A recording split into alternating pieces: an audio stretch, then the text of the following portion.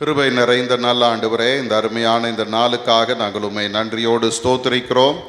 இந்த நாளிலும் இந்த ஆராதனை உம்முடைய சமூகத்தில் வைக்கிறோம். கர்த்தர் இந்த நாளை ஆசீர்வதித்தாரும், இந்த ஆராதனை எங்களுக்கு ஆசீர்வதித்தாரும். ஆண்டவரே, இந்த ஆராதனையிலும் நாங்கள் பாடுகிற பாடல்களை ஆசீர்வதியும், வாசிக்கிற வேத வசனங்களை ஆசீர்வதியும். நாங்கள் தியானிக்க போகிற உம்முடைய வார்த்தை எங்களுக்கு பிரயோஜனமாக இருக்க கர்த்தர் கிருபை செய்வீராக. ஆண்டவரே, அதே போல் இந்த ஆராதனை முழுமையும் ஆண்டவர் பொறுப்பெடுத்துக்கொள்ளும். துதி நேரத்தை எங்களுக்கு ஆசீர்வாதமாய் மாற்றித்தாரும். ஆண்டவரே, வந்த மக்களுக்காக உமக்கு நன்றி சொல்லுகிறோம். வருகிற மக்களையும் ஆண்டவர் சீக்கிரமாய் கொண்டு வந்து சேர்ப்பீராக. இந்த ஆராதனையில் கர்த்தர் மட்டும் மகிமைப்படுவீராக. உம்முடைய பொறுப்பாதத்தில் எங்களை தாழ்த்துகிறோம், அர்ப்பணிக்கிறோம். பொறுப்பெடுத்துக்கொள்ளும். இயேசுவின் மூலம் ஜெபிக்கிறோம் எங்கள் நல்ல பிதாவே. ஆமேன், ஆமேன்.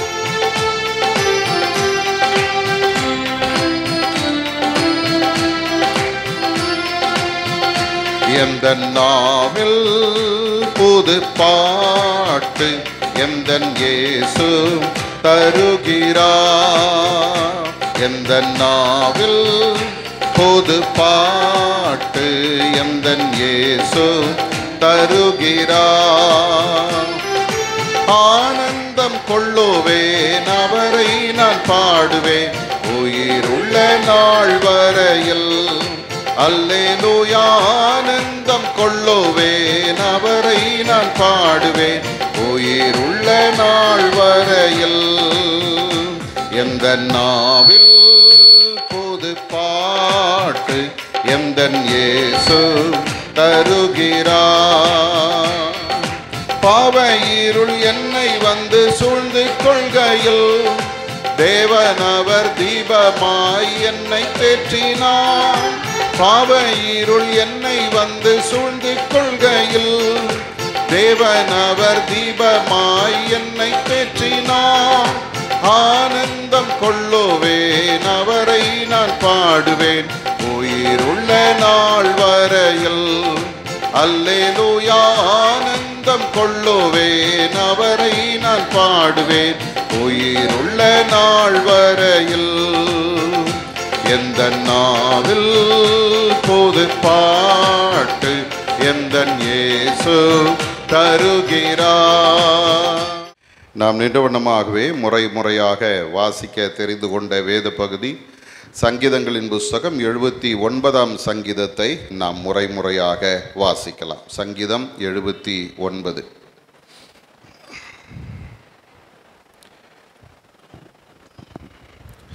தேவனே, புறஜாதியார் உமது சுதந்திரத்தில் வந்து உமது பரிசுத்த ஆலயத்தை தீட்டுப்படுத்தி எருசலேமை மண்மேடுகளாக்கினார்கள்.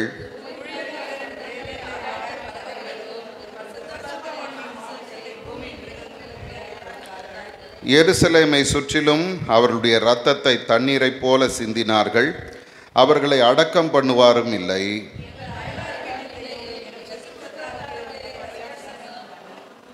எதுவரைக்கும் கர்த்தாவே, நீர் என்றைக்கும் கோபமாய் இருப்பீரோ? உம்முடைய எரிச்சல் அக்கினியைப் போல் எரியுமோ?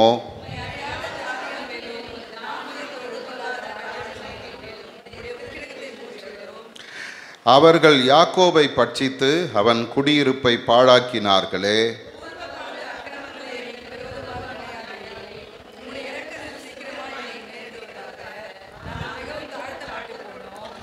எங்களை ரட்சிக்கும் தேவனே, நீர் உமது நாமத்தின் மகிமை நிமித்தம் எங்களுக்கு உதவி செய்து உமது நாமத்தின் நிமித்தம் எங்களை விடுவித்து எங்கள் பாவங்களை நிவர்த்தியாக்கும்.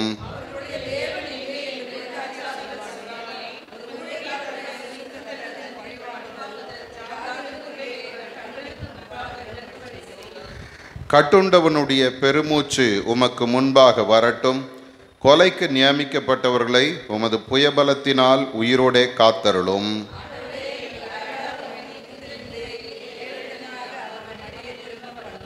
பதிமூன்றாவது வசனத்தை சேர்ந்து வாசிப்போம். அப்பொழுது உம்முடைய ஜனங்களும் உம்முடைய மேய்ச்சலின் ஆடுகளுமாகிய நாங்கள் உம்மை என்றென்றைக்கும் புகழுவோம். தலைமுறை தலைமுறையாக உமது துதியை சொல்லி வருவோம். பிதாவுக்கும் குமாரனுக்கும் பரிசுத்தாவிக்கும் மகிமை உண்டாவதாக, இப்பொழுதும் எப்பொழுதுமான. ஆமேன், ஆமேன். நாம் நின்ற வண்ணமாகவே சற்று நேரம் கர்த்தரை நாம் ஆராதித்து ஆண்டவருடைய சமூகத்தில் அவருடைய வார்த்தைக்கு நாம் கடந்து செல்வோம். இந்த அருமையான இந்த மாலை நேரத்திலும் ஆண்டவர் நம்மோடு கூட இருந்து நம்மை கண்மணி போல பாதுகாத்து எல்லா சூழ்நிலையிலும் கர்த்தர் நமக்கு போதுமானவராய் இருந்து நம்மை வழிநடத்தி வந்திருக்கிறாரே, அதற்காக நாம் எல்லாரும் ஆண்டவரை நன்றியோடு ஸ்தோத்தரிப்போமா. கர்த்தர் நமக்கு தந்திருக்கிற இந்த சமாதானத்துக்காக, கர்த்தர் நமக்கு தந்திருக்கிற நல்ல சுகத்துக்காக, ஆரோக்கியத்துக்காக, ஆண்டவர் நமக்கு தந்திருக்கிற நல்ல பலனுக்காக, ஜீவனுக்காக ஆண்டவரை நன்றியோடு ஸ்தோத்தரிப்போம். ஹல்லேலூயா. ஸ்தோத்திரம் ஆண்டவரே, ஸ்தோத்திரம் ஆண்டவரே, ஸ்தோத்திரம் அப்பா. உமை துதிக்கிறோம் ஆண்டவரே, உமை போற்றுகிறோம் ஆண்டவரே, உமை புகழுகிறோம் ஆண்டவரே, உமை நாங்கள் வாழ்த்துகிறோம் ஆண்டவரே. ஹல்லேலூயா, ஹல்லேலூயா, ஹல்லேலூயா. நல்லவராக எங்களோடு கூட நீர் இருக்கிறீரே, நாங்கள் உமை நன்றியோடு ஸ்தோத்தரிக்கிறோம் அப்பா. வானங்களும் வானாதி வானங்களும் கொள்ளாத மகா பெரிய தேவன், நீர் எங்களை நினைத்திருக்கிறீர், அதற்காக நாங்கள் உமக்கு நன்றி சொல்லுகிறோம். நீர் எங்களை விசாரிக்கிறவராய் இருக்கிறீர், அதற்காக நாங்கள் உமக்கு நன்றி சொல்லுகிறோம். நீர் எங்களுக்கு ஆண்டவரே இதுவரைக்கும் போதுமானவராய் இருந்து எங்களை நடத்தி வந்திருக்கிறீர், நாங்கள் உம்மை நன்றியோடு ஸ்தோத்தரிக்கிறோம் அப்பா. ஹல்லேலூயா, ஹல்லேலூயா. இஸ்ரவேலை காக்கிறவர் உறங்குவதும் இல்லை தூங்குகிறதும் இல்லை என்ற உம்முடைய வார்த்தையின்படியே ஆண்டவர் எங்களை கண்மணி போல பாதுகாத்து இருக்கிறீரே, உமக்கு நன்றி சொல்லுகிறோம். ஹல்லேலூயா. கர்த்தருடைய கிருபை இம்மட்டும் நம்மோடு கூட இருந்து நம்மை நடத்தி வருகிறதுக்காக ஆண்டவருக்கு நன்றி சொல்லுவோம். கர்த்தர் பெரியவராய் பெரிய காரியங்களை செய்கிறவராய் நம்மோடு கூட இருக்கிறாரே, அதற்காக கர்த்தரை ஸ்தோத்தரிப்போம். ஆண்டவருடைய தயவுள்ள கரம் நாம் ஒவ்வொருவர் மேலும் நன்மையாய் அமர்ந்திருக்கிறதுக்காக கர்த்தரை ஸ்தோத்தரிப்போம். ஹல்லேலூயா. இயேசுவே, நாங்கள் உம்மை நன்றியோடு ஸ்தோத்தரிக்கிறோம் அப்பா, உம்மை துதிக்கிறோம் ஆண்டவரே. ஹல்லேலூயா. நாம் ஆராதிக்கிற ஆண்டவர் சர்வ வல்லமை உள்ளவராய் இருக்கிறார், அதற்காக ஆண்டவரை ஸ்தோத்திரிங்க. ஹல்லேலூயா. அவர் சகலத்தையும் செய்ய வல்லவர், அவர் செய்ய நினைத்தது ஒன்றும் தடைபடாது. அப்படிப்பட்ட ஒரு வல்லமை உள்ள தேவனை நாம் ஆராதிக்கிறோம். எல்லாரும் ஆண்டவருக்கு நன்றி சொல்லுங்க. ஹல்லேலூயா. மகா பெரியவர் நம்முடைய ஆண்டவர். ஹல்லேலூயா. வானங்களும் வானாதி வானங்களும் கொள்ளாத மகா பெரிய தேவன் நம்முடைய தேவன். அவர் நம்மோடு கூட நடந்து வருகிறார், அதற்காக ஆண்டவரை ஸ்தோத்திரிங்க. இஸ்ரவேல் ஜனங்கள் இரவும் பகலும் வழி நடக்க கூடும்படிக்கு பகலிலே மேக ஸ்தம்பமாய் இரவிலே அக்கினி ஸ்தம்பமாய் அவர்களோடு கூட வந்த ஆண்டவர் நம்மோடு கூட இம்மட்டும் நடத்தி வந்திருக்கிறார். ஹல்லேலூயா. நமக்கு வந்த எல்லா உபத்திரவங்களிலேயும் மரணத்துக்கு ஏதுவான சூழ்நிலைகளிலேயும் ஆண்டவர் இதுவரைக்கும் நம்மை தப்புவித்தார், இப்பொழுதும் தப்புவிக்கிறார், இனிமேலும் நம்மை தப்புவிப்பார் என்று வேதம் சொல்லுகிறது போல ஆண்டவருடைய சமூகத்தில் சொல்லுங்க. ஆண்டவரே, நாங்கள் உம்மை நம்பி இருக்கிறோம். ஆண்டவரே, இதுவரைக்கும் எங்களுக்கு உதவி செய்தீர், இப்பொழுது எங்களுக்கு உதவி செய்கிறீர், இனிமேலும் நீர் எங்களுக்கு உதவி செய்ய வல்லவராய் இருக்கிறீரப்பா. ஹல்லேலூயா, ஹல்லேலூயா. சங்கீதக்காரன் சொல்லுகிறது போல நம்மை கற்பத்திலிருந்து எடுத்தவர் அவர்தான். நம்முடைய தாயின் முளைப்பாலை உண்கையில் அவர் நம்மை தம்முடைய பேரிலே நம்பிக்கையாய் இருக்க பண்ணி இருக்கிறார். ஹல்லேலூயா. இதுவரைக்கும் நம்மை நடத்தி வந்திருக்கிறாரே, அந்த உன்னதமான ஆண்டவரை நன்றியோடு ஸ்தோத்திரிங்க. ஹல்லேலூயா. இதுவரைக்கும் பாதுகாத்தவர் இனிமேலும் நம்மை பாதுகாப்பார். ஹல்லேலூயா. சங்கீதக்காரன் சொல்லுகிறது போல நான் மரண இருளின் பள்ளத்தாக்கிலே நடந்தாலும் பொல்லாப்புக்கு பயப்படேன், தேவரீர் என்னோடு கூட இருக்கிறீர், உமது கோலும் உமது தடியும் என்னை தேற்றும் என்று சொல்லுகிறது போல எல்லாரும் உள்ளத்தின் ஆழத்திலிருந்து சொல்லுங்க. அப்பா, உமது கோலும் உம்முடைய தடியும் என்னை தேற்றும் ஆண்டவரே. ஹல்லேலூயா. மரண இருளின் பள்ளத்தாக்கா இருக்கலாம், நாம் கடந்து போகிற சூழ்நிலை கண்ணீரின் பள்ளத்தாக்கா இருக்கலாம், ஆனால் கர்த்தருக்குள்ளே தங்களை திடப்படுத்தி கொள்ளுகிறவர்கள், ஹல்லேலூயா, கர்த்தருக்குள்ளே தங்களை பலப்படுத்தி கொள்ளுகிறவர்கள், அதை உருவ நடந்து போய் அதை நீரூற்றாக்கி கொள்ளுகிறவர்கள். ஹல்லேலூயா. நாம் விழுந்து போகிறவர்கள் அல்ல. எல்லாரும் உள்ளத்தின் ஆழத்திலிருந்து சொல்லுங்க. ஆண்டவரே, நான் விழுந்து போக நீர் ஒரு நாள் விடமாட்டீர் ஆண்டவரே. என்னுடைய அழுகையின் பள்ளத்தாக்கை நான் கடந்து போக எனக்கு உதவி செய்வீங்கப்பா. ஹல்லேலூயா. இந்த சூழ்நிலைகளையும் நீர் மாற்றுவீர் ஆண்டவரே. எல்லா நெருக்கடிகளை நீர் மாற்றுவீர் ஆண்டவரே. எங்களுடைய குறைவுகளை நீர் மாற்றுவீர் ஆண்டவரே. வாய் திறந்து விசுவாச அறிக்கை பண்ணுங்க. ஆண்டவர் சமூகத்தில் நாம் சொல்லுகிற வார்த்தை கர்த்தர் அப்படியே கனம் பண்ணுவார். ஹல்லேலூயா. எல்லாரும் சொல்லுங்க. ஆண்டவரே, என்னை நீர் நடத்துகிறீர் ஆண்டவரே, குறைவின்றி நடத்துகிறீர் ஆண்டவரே, தேவைகளை சந்தித்து நடத்துகிறீர் ஆண்டவரே. என்னோடு கூட நீர் வருகிறீர், உம்முடைய கோலும் தடியும் என்னை தேற்றுகிறதே, உமக்கு நன்றின்னு சொல்லுங்க. நன்மையும் கிருபையும் என்னை தொடர்கிறதுக்காக உமக்கு நன்றின்னு சொல்லுங்க. ஹல்லேலூயா. இதுவரை நம்மை நடத்தினவர் இனிமேல் நம்மை நடத்துவதற்கு அவர் உண்மை உள்ள தேவனாய் நம்மோடு கூட இருக்கிறார். ஹல்லேலூயா. நன்றி சுவாமி, நன்றி ஆண்டவரே, உம்மை நன்றியோடு ஸ்தோத்திரிக்கிறோம். உம்மோடு இருப்பதுதான் உள்ளத்தின் வாஞ்சையா, உம் சித்தம் செய்வதுதான் இதயத்தின் ஏக்கமையா. உம்மோடு இருப்பதுதான் உள்ளத்தின் வாஞ்சையா, உம் சித்தம் செய்வதுதான் இதயத்தின் ஏக்கமையா. ஏசையா உம்மைத்தானே என் முன்னே நிறுத்தியுள்ளேன். ஏசையா உம்மைத்தானே என் முன்னே நிறுத்தியுள்ளேன். உம்மோடு இருப்பதுதான் உள்ளத்தின் வாஞ்சையா, உம் சித்தம் செய்வதுதான் இதயத்தின் ஏக்கமையா. உம்மோடு இருப்பதுதான், எல்லாரும் சொல்லுங்க, உள்ளத்தின் வாஞ்சையா, உம் சித்தம் செய்வதுதான் இதயத்தின் ஏக்கமையா.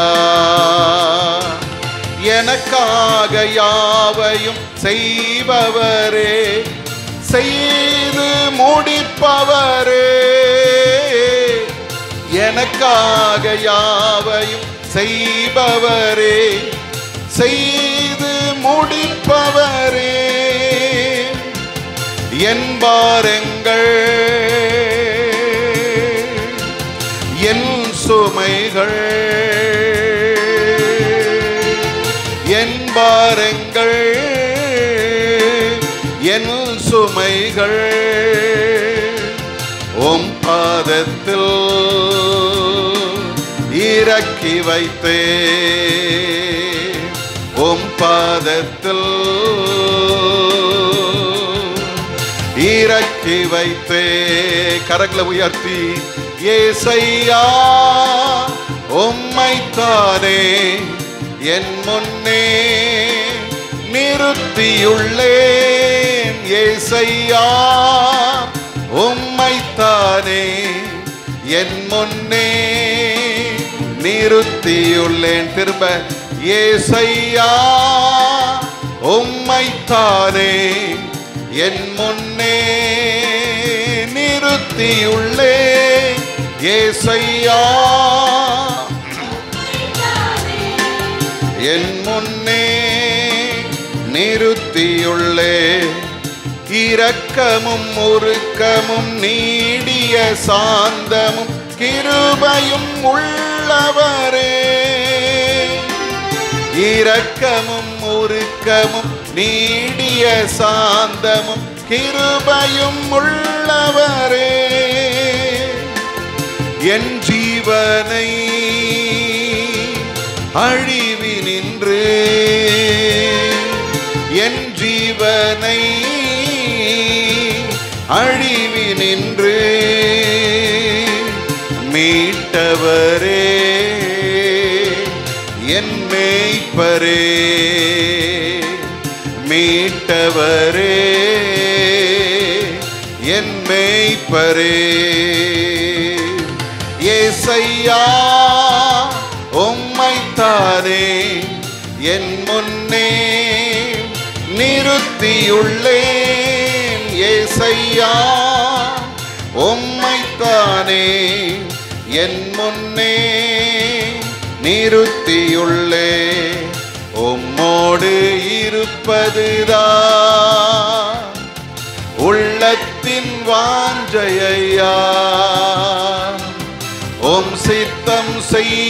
இருப்பதுதான் இதயத்தின் ஏக்கமையா. சொல்லுவோமா? உம்மோடு இருப்பதுதான்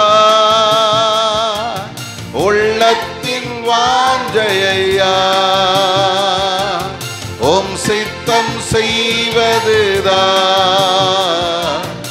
இதயத்தின் ஏக்கமையா.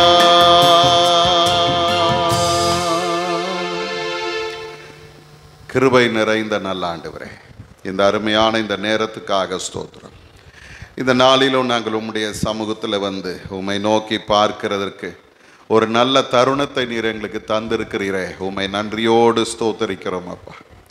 வானங்களும் வானாதி வானங்களும் கொள்ளாத மகா பெரிய தேவன் நீர் எங்களை நினைத்திருக்கிறீரப்பா. எங்களை உம்முடைய உள்ளங்கையில் வரைந்து வைத்திருக்கிறீர் ஆண்டவரே. எங்களுடைய மதில்கள் எப்போதும் முன்பாக இருக்கிறது. அதற்காக நாங்கள் உம்மை துதிக்கிறோம். நாங்கள் எப்போதும் உம்முடைய நினைவில் இருக்கிறோம். அதற்காக உமக்கு ஸ்தோத்திரப்பா. இந்த நாளிலே எங்களை இந்த இடத்துல நீர் கொண்டு வந்திருக்கிறீர், உமக்கு நன்றி. உம்முடைய பாதத்தில் நாங்கள் அமர்ந்திருக்கிறதுக்கு எங்களுக்கு கிருபை செய்திருக்கிறீர், உமக்கு நன்றி. இந்த நேரத்தை எங்களுக்கு ஆசீர்வாதமாக மாற்றித்தார். வந்த எல்லாரையும் ஒரு விஷயம் உடைய காயப்பட்ட கரத்தை நீட்டி தொடுங்க ஆண்டவரே, ஆசீர்வதிங்கப்பா. என் ஜனங்கள் ஒருபோதும் வெட்கப்பட்டு போவதில்லை என்று சொன்ன வார்த்தையின்படியே அருமையான உடைய மக்களை கர்த்தர் நீர் ஆசீர்வதித்து உடைய முகத்தை பிரகாசிக்க பண்ணி உம்முடைய நன்மையினால் நிறைத்து வழி நடத்துவீராக. இப்பொழுதும் நாங்கள் உம்முடைய வார்த்தைகளை தியானிக்கும் பொழுது ஆண்டவர் எங்களுக்கு நீர் போதுமானவராய் இருந்து எங்களுக்கு நீர் போதியும் சுவாமி. உம்முடைய வார்த்தைகளை புரிந்து கொள்ளத்தக்க ஞானத்தை எங்களுக்கு தாரும் ஆண்டவரே. நீர் எங்களோடு கூட பேசும், எங்களுடைய சிந்தைகளை ஒருமுகப்படுத்தும், எங்களுடைய எண்ணங்களை சீர்படுத்தும் ஆண்டவரே. கண்மலையும் மீட்பரும் ஆகிய கர்த்தாவே, எங்களுடைய வாயின் வார்த்தையும் எங்களுடைய இருதயத்தின் தியானமும் உம்முடைய சமூகத்தில் பிரீதியாயிருப்பதாக. ஆமேன், ஆமேன். உட்காருவோம். இந்த அருமையான நேரத்திலும் வந்திருக்கிற உங்கள் யாவரையும் திரும்பவும் ஒரு விசை ஆண்டவருடைய நாமத்தினாலே வாழ்த்துக்கிறேன், வரவேற்கிறேன். ஆண்டவர் தாமே இந்த நாளுக்கும் இந்த நேரத்திற்கும் உரிய எல்லா ஆசீர்வாதங்களினாலும் உங்களை நிறைத்து வழி நடத்துவாராக. இந்த லெந்து நாட்களினுடைய 32வது நாளிலே தேவ சமூகத்தில் நாம் கூடி வர கர்த்தர் நமக்கு கிருபை பாராட்டி இருக்கிறார். அதற்காக ஆண்டவருக்கு நாம் நன்றி சொல்வோம். இந்த எபிரேயரின் புஸ்தகத்திலிருந்து எபிரேயரில் இயேசு கிறிஸ்து என்கிற தலைப்பிலே நாம் கர்த்தருடைய வார்த்தையை சிந்திக்கும்படி ஆண்டவர் நமக்கு கிருபை பாராட்டி கொண்டிருக்கிறார். அதற்காக ஆண்டவருக்கு நாம் நன்றி சொல்வோம்.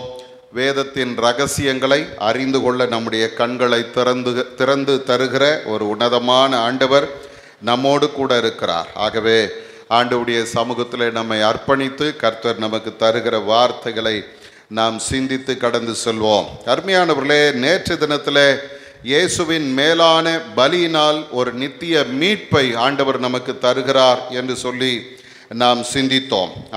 அந்த பழைய உடன்படிக்கையினுடைய குறைவுகள் என்ன என்று சொல்லி நாம் பார்த்தோம். ரெண்டாவது, கிறிஸ்து நமக்காக செய்தது என்ன என்று சொல்லி நேற்று தினத்திலே நாம் சிந்தித்தோம். இதை எபிரேயரின் புஸ்தகம் 9ஆம் அதிகாரத்தில் 1வது வசனத்திலிருந்து 15வது வசனம் வரைக்கும் நாம் சிந்தித்தோம். இந்த நாளிலே 16வது வசனத்திலிருந்து நாம் தொடர்ந்து அந்த அதிகாரம் முழுவதும் பார்க்கும்போது இந்த நாளுக்கான தியானத்தினுடைய தலைப்பு பாவங்களை நீக்கும் பலியாக வந்த இயேசு என்று நாம் இந்த பகுதியிலே பார்க்கிறோம். பாவங்களை நீக்க பலியாக வந்த இயேசு. பிரியமானவர்களே, நேற்று தினத்தில் நாம் இந்த தியானத்தை முடிக்கும்போது 15ஆம் வசனத்திலே ஒரு முக்கியமான வார்த்தையை நாம் பார்த்தோம். நித்திய சுதந்திரத்தை நாம் அடைந்து கொள்வதற்காக புதிய உடன்படிக்கையின் மத்தியஸ்தராய் கர்த்தர் கிறிஸ்து இருக்கிறார் என்று சொல்லி நாம் அங்கே பார்த்தோம். நமக்கு ஆண்டவர் தருகிற 3 முக்கிய ஆசீர்வாதங்களிலே இந்த 3வது ஆசீர்வாதம் நாம் பார்க்கிறோம், நித்திய சுதந்திரம் என்று நாம் பார்க்கிறோம். முதல்ல நாம் பார்த்தோம் நித்திய மீட்பு என்று பார்த்தோம். 2வது நித்திய சுத்திகரிப்பு என்று பார்த்தோம். 3வது கிறிஸ்து தருகிற நித்திய சுதந்திரம் என்று பார்த்தோம். இப்போ பாருங்க, இந்த சுதந்திரத்தை அவர் நமக்கு தருகிறேன் என்று வாக்கு பண்ணிவிட்டார். அதற்கு ஒரு உடன்படிக்கையும் கர்த்தர் நமக்கு நிறைவேற்றி இருந்தார். அந்த உடன்படிக்கை குறித்து 16வது வசனம் சொல்லும்போது அதற்கு ஒரு அருமையான பெயர் வைக்கிறாங்க. என்ன பெயர் தெரியுமா? மரண சாசனம் என்று ஒரு பெயர் வைக்கப்படுகிறது. ஏனென்றால் எங்கே மரண சாசனம் உண்டோ அங்கே அந்த சாதனத்தை எழுதினவனுடைய மரணமும் உண்டாக வேண்டும் என்று சொல்லுகிறார். 17வது வசனத்தில் சொல்லுகிறது, எப்படி எனில் மரணம் உண்டான பின்பே மரண சாசனம் உறுதிப்படும், அதை எழுதினவன் உயிரோடு இருக்கையில் அதற்கு பலன் இல்லையே என்று சொல்லுகிறார். அருமையான இந்த இடத்துல நாம் பார்க்கும்போது அந்த 3வது ஆசீர்வாதமாய் கடவுள் நமக்கு தருகிற ஆசீர்வாதமான அந்த நித்திய சுதந்திரத்தை ஆண்டவர் உங்களுக்கும் எனக்கும் தருவேன் என்று அவர் என்ன செய்தாராம்? மரண சாசனத்தை எழுதினார். மரண சாசனம் அப்படின்னா என்ன அப்படின்னு பார்த்தீங்கன்னா பெரிய விஷயம் ஒன்றும் இல்லை. வில் அப்படின்ற வார்த்தை நம்ம எல்லாருக்கும் கேட்டு இருக்கிறோம். உயில் எழுதுங்க அப்படின்வாங்க இல்லை, சாகிறதுக்கு முன்னால் என்ன பண்ணிடுங்க? உயில் எழுதிடுங்க. உயில் அதே போல டெஸ்டமெண்ட் அப்படின்ற ஒரு வார்த்தையும் பயன்படுத்தப்படுகிறது. அப்போது மரண சாசனம் சாகிறதுக்கு முன்பாக எழுதப்படுகிற அந்த மரண சாசனம் எப்போ அது உறுதிப்படும் அப்படின்னா அது எழுதின மனிதனுடைய மரணம் நிகழ்ந்த பிறகு தான் அது உறுதிப்படும். அவர் உயிராக இருக்கும்போது அவர் அதை மாற்றி எழுதலாம், இல்லை திருப்பி அதை ஒன்றும் இல்லாமல் ஆக்கிடலாம், என்ன வேணாலும் பண்ணலாம். அவர் உயிரோடு இருக்கும்போது அந்த மரண சாசனத்துக்கு எந்த பலனும் இல்லை. அப்போ இந்த இடத்துல வேதம் சொல்லுது, உங்களுக்கு எனக்கு ஆண்டவர் எழுதி கொடுத்த அந்த மரண சாசனம் என்ன தெரியுமா? உனக்கும் எனக்கும் ஆண்டவர் ஒரு நித்திய சுதந்திரத்தை தம்முடைய ராஜ்யத்திலே வைத்திருக்கிறார். அந்த ராஜ்யத்திற்கு உங்களையும் என்னையும் கொண்டு போக வேண்டுமானால் அந்த மரண சாசனம் என்னப்படுத்தப்பட வேண்டும்? உறுதிப்படுத்தப்பட வேண்டும். அது நமக்கு அதை எழுதி கொடுத்த அந்த இயேசு கிறிஸ்து அதை உறுதிப்படுத்துவதற்காக தன்னையே பலியாக ஒப்பு கொடுத்தார். அருமையானவர்களே, இதை சொல்லிட்டு தான் வேதம் இந்த எபிரேய ஆக்கியோன் சொல்றாரு. அதுபோல வேதம் சொல்லுகிறது, முதலாம் உடன்படிக்கை இரத்தம் இல்லாமல் பிரதிஷ்டை பண்ணப்படவில்லை என்று சொல்லுகிறது. நம்ம இதுவரைக்கும் பார்த்த அந்த முதலாவது உடன்படிக்கை உலக பிரகாரமாக கர்த்தர் தந்த அந்த உடன்படிக்கை, ஆண்டவருடைய ஆசரிப்பு கூடாரத்தை குறித்த அந்த திட்டங்கள் எல்லாவற்றையும் நீங்கள் பார்த்தீங்கன்னா மோசே எல்லாவற்றையும் செய்து முடித்து விட்டு கடைசியாக அவர் என்ன பண்ணுறார் அப்படின்னா அதை பிரதிஷ்டை பண்ணுறார்.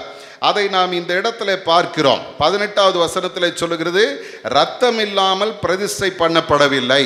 19வது வசனம் சொல்லுகிறது, எப்படி எனில் மோசே நியாயப்பிரமாணத்தின்படி சகல ஜனங்களுக்கும் எல்லா கட்டளைகளையும் சொன்ன பின்பு இளங்காலை வெள்ளாட்டுக்கடா இவைகளின் இரத்தத்தை தண்ணீரோடும் சிவப்பான ஆட்டு மயிரோடும் ஈசோப்போடும் கூட எடுத்து புஸ்தகத்தின் மேலும் ஜனங்கள் எல்லார் மேலும் தெளித்து அவன் என்ன சொல்றாரு பாரு, தேவன் உங்களுக்கு கட்டளையிட்ட உடன்படிக்கையின் ரத்தம் இதுவே என்று சொன்னான் என்று சொல்லப்படுகிறார்.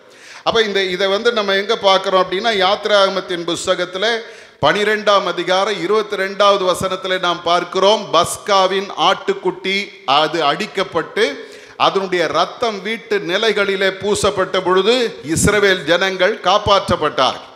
அது அந்த உடன்படிக்கையின் ரத்தம். அதே போல யாத்திராகமத்தின் புஸ்தகம் 24ஆம் அதிகாரத்திற்கு வருவீர்களானால் 3வது வசனத்திலிருந்து 8வது வசனம் வரைக்கும் நீங்கள் வாசித்து பார்ப்பீர்களானால் அங்கே இந்த எபிரேய ஆக்கியோன் சொன்ன காரியத்தை மோசே அப்படியே அங்கே செய்கிறான்.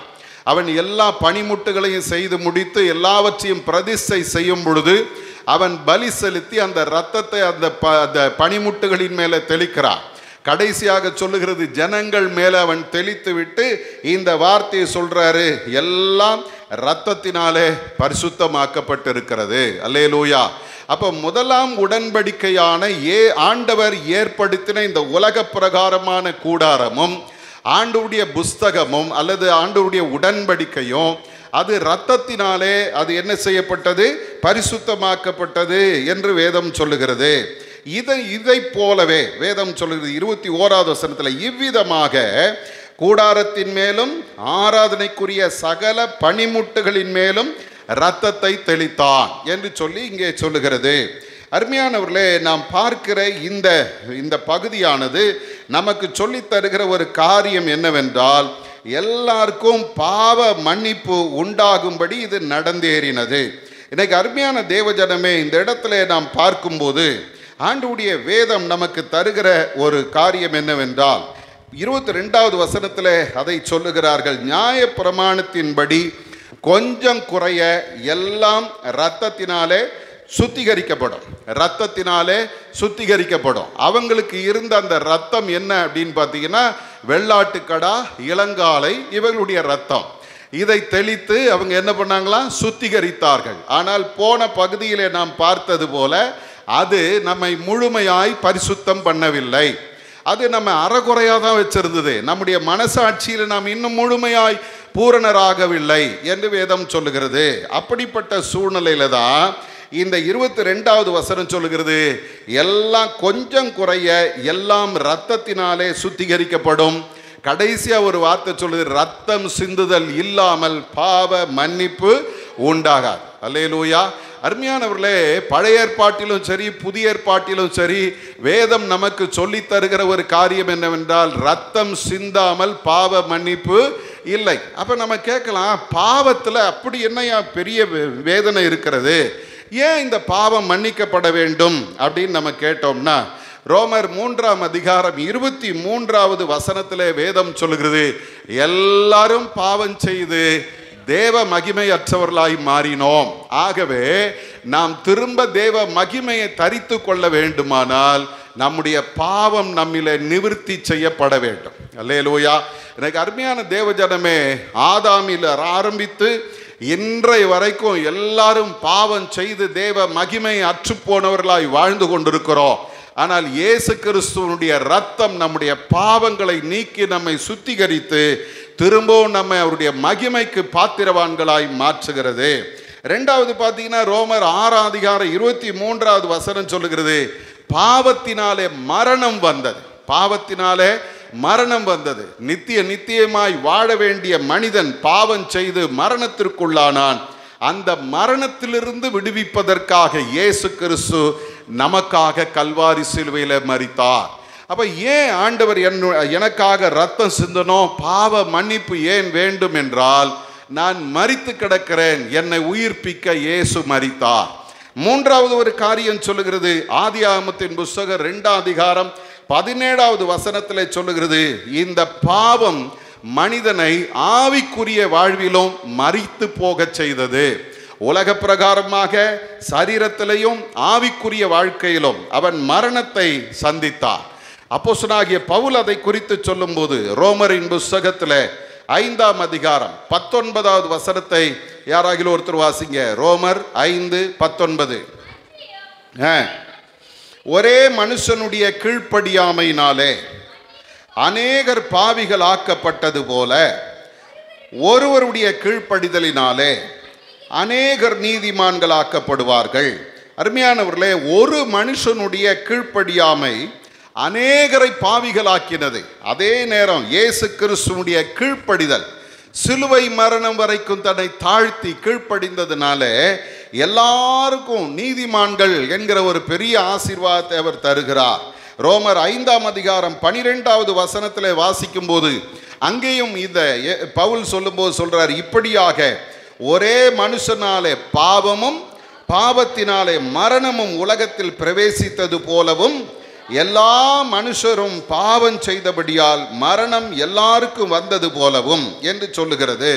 அப்போ மனிதனுடைய வாழ்க்கையில பாவத்தின் மூலமாய் மரணம் வந்தது, மரணத்தின் மூலமாய் அவனுடைய வாழ்க்கை தேவனை விட்டு தூரம் போனது. இப்ப ஆண்டவர் என்ன பண்றார் தெரியுமா? அவருடைய இரத்தத்தினாலே நம்மை மீட்டெடுத்து தேவனோடு கூட நம்மை ஒப்புரவாக்கி வைத்திருக்கிறார். அல்லேலூயா. எனக்கு அருமையான தேவஜனமே, இந்த வேதம் சொல்லுகிறது, ரத்தம் சிந்துதல் இல்லாமல் பாவ மன்னிப்பு இல்லை. அப்ப பழைய ஏற்பாட்டில பழைய உடன்படிக்கை சொல்லுகிறது, எல்லாவற்றையும் மோசே ரத்தத்தினாலே சுத்திகரித்தார். இப்போ இது புதிய உடன்படிக்கையில வரும்போது என்ன சொல்லுது அப்படின்னா, 23வது வசனத்துல பரலோகத்தில் உள்ளவைகளுக்கு சாயலானவைகள் இப்படிப்பட்ட பலிகளினாலே சுத்திகரிக்கப்பட வேண்டியதாய் இருந்தது. ஏற்கனவே நான் சொன்னேன், இது அந்த பரலோகத்தினுடைய ஆராதனைக்கு ஒத்த அல்லது அது போன்ற ஒரு பிம்பமான ஒரு ஆராதனையாக இந்த உலகத்திலே இருந்த ஒரு ஆசரிப்பு கூடாரம், அதில் நடந்த ஆராதனை, இது எல்லாவற்றையும் பார்க்கும்போது வேதம் சொல்லுகிறது, இவைகளெல்லாம் இப்படிப்பட்ட பலியினாலே பரிசுத்தப்படுத்தப்பட வேண்டுமானால் அவங்க சொல்றாங்க, பரலோகத்தில் உள்ளவைகளோ இவைகளிலும் விசேஷ பலிகளாலே சுத்திகரிக்கப்பட வேண்டியதாமே என்று சொல்லுகிறது. உலகத்தில் இருக்கிறதுக்கே இவ்வளவு பலி செலுத்தி ரத்தம் தெளித்து அதை சுத்திகரிக்க வேண்டுமானால் பரலோகத்தில் இருக்கிற அந்த ஆராதனை முறைமையில அது இன்னும் எவ்வளவு மேன்மையான ஒரு பலியை செலுத்த வேண்டியிருக்கும் என்று இங்கே இந்த எபிரேய ஆக்கியோன் சொல்லிவிட்டு சொல்றாரு, அந்தப்படி மெய்யான பரிசுத்த ஸ்தலத்துக்கு அடையாளமான கையினால் செய்யப்பட்டதாய் இருக்கிற பரிசுத்த ஸ்தலத்திலே கிறிஸ்துவானவர் பிரவேசியாமல், நான் திரும்பவும் அந்த பழைய கடந்த நாட்களில் நாம் சிந்தித்ததை உங்களுக்கு சொல்லுகிறேன். இயேசு கிறிஸ்து இந்த உலகத்தில் இருந்த பொழுது அவர் பிரதான ஆசாரியராய் இல்லை.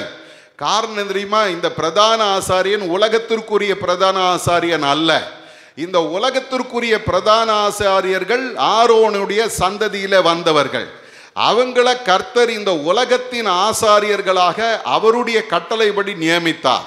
ஆனால் இயேசு கிறிஸ்துவோ மெல்கிசேதேக்கின் முறைமையின்படி தேவனுடைய சமூகத்திலே அவர் ஆசாரியராய் இருப்பதற்காக நியமிக்கப்பட்டார். ஆகவே தான் இங்கே சொல்லுது, அவர் இந்த ஸ்தலத்திலே பரிசுத்த ஸ்தலத்திலே கிறிஸ்துவானவர் பிரவேசியாமல் பரலோகத்திலே இப்பொழுது நமக்காக தேவனுடைய சமூகத்தில் பிரத்யட்சமாகும்படி பிரவேசித்திருக்கிறார் என்று சொல்லுகிறார். அப்போ இப்போ ஆண்டவருடைய வேதம் நமக்கு சொல்லுகிறது என்ன? இந்த உலகத்தின் பரிசுத்த ஸ்தலத்தில் மகா பரிசுத்த ஸ்தலத்தில் அவர் பிரவேசிக்காமல் ஆண்டவருடைய சமூகத்தில் அவர் பிரவேசித்திருக்கிறார்.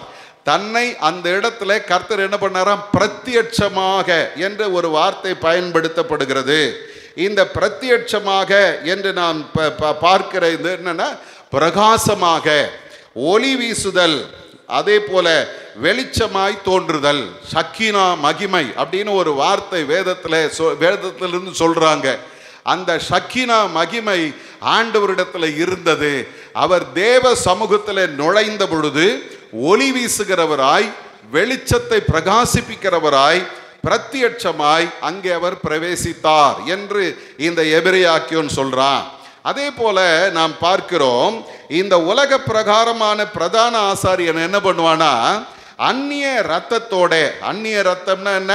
மிருகங்களுடைய ரத்தத்தோட வருஷந்தோறும் பரிசுத்த ஸ்தலத்திற்குள் பிரவேசிக்கிறது போல. அவ இந்த இடத்துல நாம் பார்த்தோம் ஏற்கனவே, அவன் தனக்காகவும் முதல்ல ஆண்டவருடைய சமூகத்தில் வேண்டுவான், தன்னுடைய ஜனங்களுக்காகவும் வேண்டுவான். ரெண்டு பேரையும் ஆண்டவர் பரிசுத்தம் பண்ணுவதற்கு மகா பரிசுத்த ஸ்தலத்தில் அவன் தேவனுடைய சமூகத்தில் நுழைவான். ஆனால் இந்த இடத்துல வேதம் சொல்லுகிறது, அவர் அந்த மாதிரி ஒரு பிரதான ஆசாரியனை போல வருஷத்துக்கு ஒரு தரம் தேவ சமூகத்தில் பிரவேசிக்க வேண்டி இருந்திருக்குமானால், இங்கே இந்த எபிரேய ஆக்கியோன் சொல்லும்போது சொல்றாரு, அவர் அநேகந்தரம் தம்மை பலியிடும்படிக்கு பிரவேசிக்கவில்லை. இயேசு என்ன பண்ணல? நிறைய முறை பலி செலுத்தி வருஷம் ஆண்டவர் சமூகத்தில் போகலை.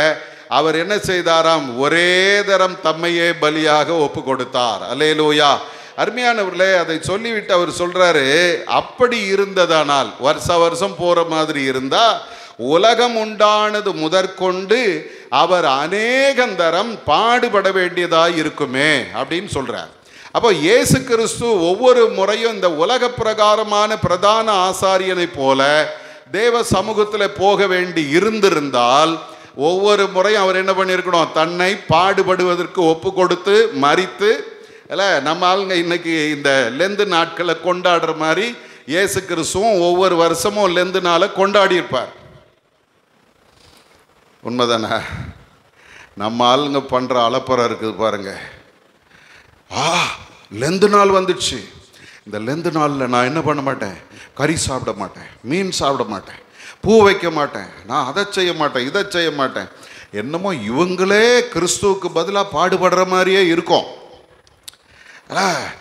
அப்போ தான் அன்னைக்கு அந்த அந்த நாளில் தான் குடிக்க மாட்டேன், லெந்து நாளில் தான் குடிக்க மாட்டேன், நான் அதை செய்ய மாட்டேன், இது செய்ய மாட்டேன். ஆனால் என்ன பண்ணுவாங்க தெரியுமா? ஈஸ்டர் அன்னைக்கு இந்த 40 நாள் விட்டதை மொத்தமாக ஒரே நாள் முடிச்சிருவான். பிரியாணி செய், சிக்கன் 65 செய், அதை செய், இதை செய், வரும்போதே பாட்டில் வாங்கினு வா. எங்களுக்கு ஒரு ப்ரொஃபஸர் இருந்தார். அவர் சொல்லுவார், அவர் ரட்சிக்கப்படுவதற்கு முன்பாக பயங்கரமான குடிகாரரான். சர்ச்சுக்கு போகும்போதே பாட்டில் கையில் எடுத்துகிட்டு தான் போவாராம். அங்கே ஒரு பெரிய அரச மரம் ஒன்று இருக்குமா சர்ச்சு வாசலில். அந்த அரச மரத்துக்கு அடியில் ஒரு பொந்து இருக்குமா. அந்த பொந்தில் பாட்டில் வச்சுட்டு உள்ளே போவார். ஆராதனை முடிச்சுட்டு வெளியே வந்த உடனே பாட்டில் தூக்கிட்டு வீட்டுக்கு போவார். அவர் என்ன பண்ணுவாராம், இந்த ஈஸ்டர் அன்னைக்கு முதல் நாளே போய் வாங்கி அதை கொண்டு வந்து அங்கே வச்சுருவாராம். வச்சுட்டு போகும்போது சர்ச்சு முடிஞ்சு வெளியே வந்த உடனே எடுத்து அப்படி கடகடன் குடிச்சிட்டு தள்ளாடிக்கிட்டே போவாராம். வழியில் யாராவது கேட்டாங்கன்னா, என்னல இப்படி போகிற அப்படின்னா அவர் சொல்லுவார், இயேசு உயிர் தெழுந்துட்டார்ல அப்படின்னு வர. அப்படின்னு இயேசு கிறிஸ்து ஒரே தரம் நமக்காக தன்னை பலியாக ஒப்பு கொடுத்தார். அவர் நமக்கு மீட்பை ஏற்படுத்தின பிறகு இன்னும் நம்ம என்ன பண்ணுறது தெரியுமா? அவரை சிலுவையில் அறையிறோம், அவருக்காக உட்கார்ந்து துக்கம் கொண்டாடுறோம். அவர் உயிர் தெழுந்தாருன்னு நம்மளும் கொண்டாடுறோம், பூவெல்லாம் கட்டி என்னென்னமோ பண்ணுறோம் நம்ம. ஆனால் ஒன்று தெரிஞ்சுங்க, இயேசு இந்த உலகத்தில் வந்து மரித்து உயிர் தெழுந்தனுடைய நோக்கம் என்ன தெரியுமா? எனக்காக பிதாவினுடைய சமூகத்தில் அவர் நுழையும்படிக்கு தம்முடைய சொந்த இரத்தத்தை தன் கைகளில் எடுத்து கொண்டு போய் தேவ சமூகத்தில் தெளிப்பதற்காக போனார். அல்லேலூயா. இன்னைக்கு நீங்களும் நானும் விடுதலையோடும் சமாதானத்தோடு தேவ சமூகத்தில் உட்கார்ந்திருக்க காரணம் என்ன? அவருடைய பிள்ளைகள் என்கிற அதிகாரத்தை பெற்றவர்களாய் உட்கார்ந்திருக்க காரணம் என்ன? நித்திய மீட்பை நாம் பெற்றிருக்க காரணம் என்ன? நித்திய சுத்திகரிப்பை நாம் பெற்றிருக்க காரணம் என்ன? எனக்காக ஒரு நித்திய சுதந்திரம் ஆண்டவர் ஏற்படுத்தி வைத்திருக்கிறார் என்கிற நம்பிக்கையோடு உட்கார்ந்திருக்க காரணம் என்ன? ஒரே தரம் தம்மை தாமே பலியாக ஒப்பு கொடுத்த இயேசு கிறிஸ்து. அல்லேலூயா. அருமையானவர்களே, இந்த இடத்துல வேதம் சொல்லுகிறது, அவர் என்ன செய்தாராம்? 26வது வசனம் 2வது பகுதி சொல்லுகிறது, அவர் தம்மை தாமே பலியிடுகிறதினாலே பாவங்களை நீக்கும் பொருட்டாக இந்த கடைசி காலத்தில் ஒரே தரம் வெளிப்பட்டார். ஒரு அல்லேலூயா சொல்லுங்க. இப்ப நம்ம வாழ்ந்து கொண்டிருக்கிற காலம் என்ன காலம்? ஆமாம், மறந்துடாதீங்க. இந்த எபிரேயர் 1ஆம் அதிகாரம் 2வது வசனம் சொல்லுகிறது, இந்த கடைசி காலத்திலே தம்முடைய குமாரன் மூலமாய் கர்த்தர் தம்முடைய வார்த்தையை வெளிப்படுத்துகிறார். அல்லேலூயா. அப்போ இயேசு கிறிஸ்து இந்த உலகத்தில் வந்த அந்த நாட்கள் என்ன நாட்கள் தெரியுமா? கடைசி காலம். இப்போ நம்ம வாழ்ந்து கொண்டிருக்க என்ன காலம்? கடைசி காலம். அப்போ இயேசு எனக்காக இந்த உலகத்தில் வந்து தன்னையே பலியாக ஒப்பு கொடுத்து என்னை சுத்திகரித்து இருக்கிற இந்த கடைசி காலத்தில் அவர் வெளிப்பட்டு இருக்கிறார். இதை வேதம் சொல்லுகிறது. அன்றியும் 27வது வசனம், அன்றியும் ஒரே தரம் மரிப்பதும் பின்பு நியாய தீர்ப்பு அடைவதும் மனுஷனுக்கு நியமிக்கப்பட்டிருக்கிறபடியே என்று சொல்லுகிறது. அருமையானவர்களே, இதை சொல்லிட்டு 28வது வசனத்தில் சொல்றாரு, கிறிஸ்துவும் அநேகருடைய பாவங்களை சுமந்து தீர்க்கும்படி ஒரே தரம் பலியிடப்பட்டார். அல்லேலூயா. இப்போ உங்களுக்கு ஒரு அசைன்மெண்ட் சொல்ல போறேன். வேதத்தில் ஒரு தரம் மரிக்காதவர்கள், சரிதானா? ஒரு தரம் மரிக்காதவர்கள் எத்தனை பேர்? ஆமாம், நமக்கு அது மட்டும்தான் தெரியும். நான் கேட்ட கேள்வியை புரிஞ்சுங்க. ஒரே தரம் மரிக்காதவர்கள் எத்தனை பேர்? வீட்டில் போய் உட்கார்ந்து யோசிங்க. நாளைக்கு இதற்கான பதில் சொல்கிறேன், சரிதானா? ஒரே தரம் மரிக்காதவர்கள், திரும்பவும் சொல்கிறேன், ஒரே தரம் மரிக்காதவர்கள் எத்தனை பேர்? அப்போ இந்த இடத்துல நாம் பார்க்கிறோம், ஒரு தரம் மரிப்பதும் பின்பு நியாய தீர்ப்பு அடைவதும் மனுஷனுக்கு நியமிக்கப்பட்டிருக்கிறபடியே வேதம் சொல்லுது, கிறிஸ்துவும் நமக்காக ஒரே தரம் பலியிடப்பட்டார். இப்போ இன்னொரு முக்கியமான ஒரு வார்த்தையை எபிரேயாக்கியோன் பயன்படுத்துகிறான். தமக்காக காத்து கொண்டிருக்கிறவர்களுக்கு ரட்சிப்பை அருளும்படி 2ஆம் தரம் பாவம் இல்லாமல் தரிசனமாவார். ஒரு அல்லேலூயா சொல்லுங்க. இந்த எபிரேய ஆக்கியோன் இயேசு கிறிஸ்துடைய மரணத்தோட முடிக்கல. அவர் என்ன சொல்றார் தெரியுமா? இப்போ இயேசு என்ன பண்றாரா, தமக்காக காத்திருக்கிறவர்களை ரட்சிக்கும்படிக்கு இரண்டாம் தரம் பாவம் இல்லாதவராய் தரிசனமாவார். அப்படின்னா வரப்போகிற இரண்டாவது வருகையும் இங்கே அவர் ஞாபகப்படுத்துறாரு. இயேசு கிறிஸ்து ஒரு முறை வந்தாரு, மரித்தார், பாவத்திலிருந்து நம்மை மீட்டெடுத்தார், ரட்சித்திருக்கிறார். இப்ப இரண்டாவது முறை அவர் வரப்போகிறார். எப்படி வரப்போகிறார்? பாவம் இல்லாத பரிசுத்தராய் தமக்கு காத்திருக்கிறவர்களை ரட்சித்து, இந்த உலகத்தின் பாடுகளிலிருந்து, உபத்திரவங்களிலிருந்து, வேதனைகளிலிருந்து ரட்சித்து அவர்களை தம்மோடு சேர்த்து கொள்ளும்படியாக. இன்னைக்கு அருமையான தேவஜனமே, ஒரு வேத அறிஞர் இப்படி சொல்றாரு, இந்த மரணம் என்பது மனிதனுக்கு எந்த அளவுக்கு நிச்சயமோ அதே போல தேவ சமூகத்தில் போவது மனுஷனுக்கு நிச்சயம். அது ஒன்று நியாய தீர்ப்பு நாளிலே நிற்கும் போது நன்மை அடைவதற்கு போகிறோமா அல்லது தீமையை பெறுவதற்கு போகிறோமா என்பதுதான் வித்தியாசம், இல்லையா? வேடிக்கையாக ஒரு காரியத்தை படித்தேன். அதில் சாரா வின்ஸ்டர் அப்படின்ற ஒரு அம்மாவை பற்றி அவங்க அதில் எழுதியிருந்தாங்க. அந்த அம்மாவுடைய கணவர் பார்த்தீங்கன்னா ரைஃபிள்ஸ் விற்கிறவர். அவருடைய வாழ்க்கையில் அவர் திடீர்னு சொல்லி ஒரு நாள் மரித்து போனார். அவர் மரித்த பிறகு இந்த அம்மா என்ன பண்ணுறாங்க, அந்த ஊரை விட்டு அவங்க கடந்து போய் இன்னொரு இடத்துக்கு போகிறாங்க. அங்கே போன பொழுது இவங்களுக்கு ஒரு ஆசை என்னென்னா, தன்னுடைய கணவனுடைய ஆவியோட பேசணும் அப்படின்னு அவங்களுக்கு ஆசை. ஆகவே அங்கே இருந்த ஒரு மனிதன இடத்துல அப்படி அவங்க அவர்கிட்ட விசாரிக்கும்படி போகிறாங்க.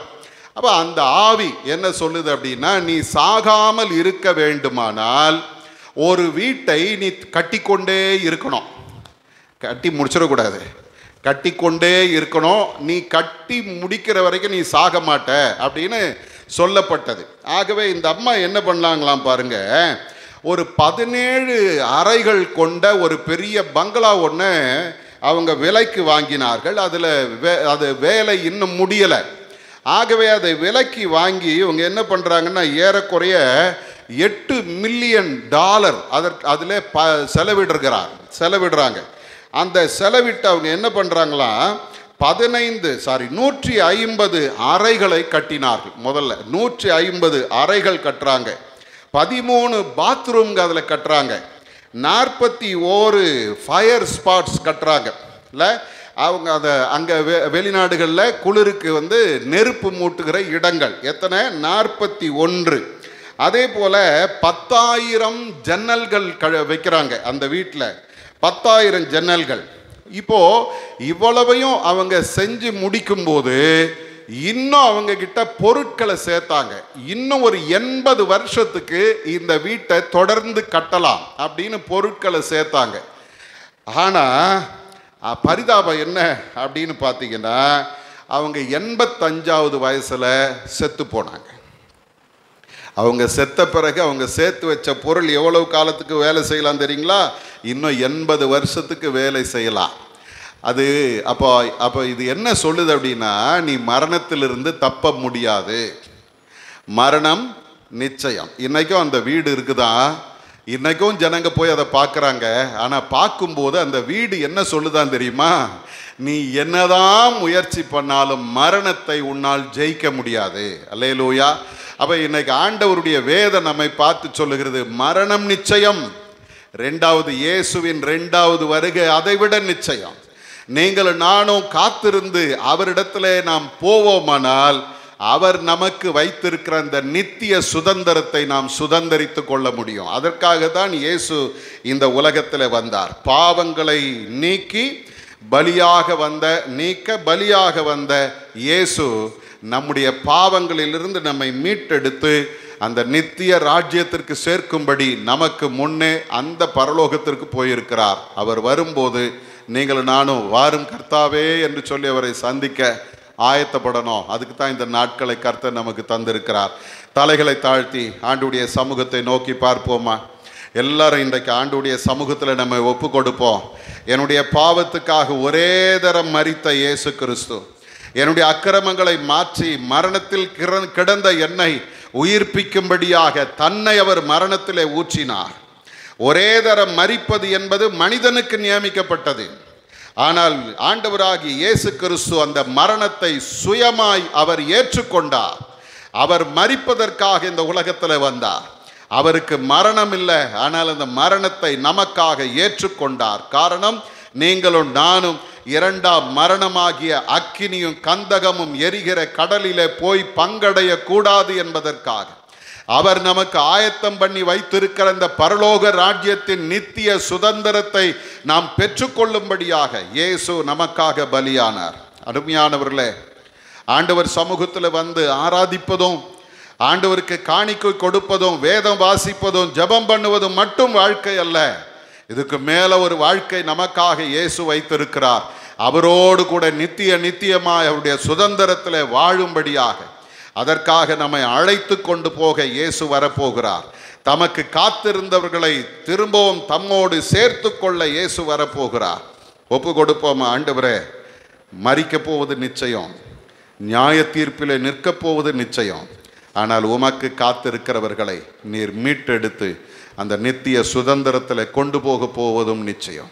உம்முடைய சமூகத்தில் எங்களை அர்ப்பணிக்கிறோம் என்று ஒப்பு கொடுப்போம். பரிசுத்தமுள்ள நல்ல ஆண்டவரே, இந்த நல்ல நேரத்தில் இந்த வார்த்தைகளுக்காக உம்மை துதிக்கிறோம்.